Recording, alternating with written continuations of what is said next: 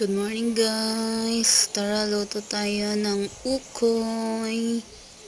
Masarap to. Kalabasa yan na may kamote. At saka yung marikado. Yan na oh. Gandang tignan oh. Perfect. Masarap yan. Yan o, malapit na maluto. Masarap ang ukoy. Dinagdagan ko pala yan ng dried shrimp. Kaya masarap.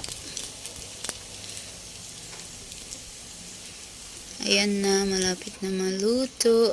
Ayan na. Finished product. Luto na ang ukoy natin.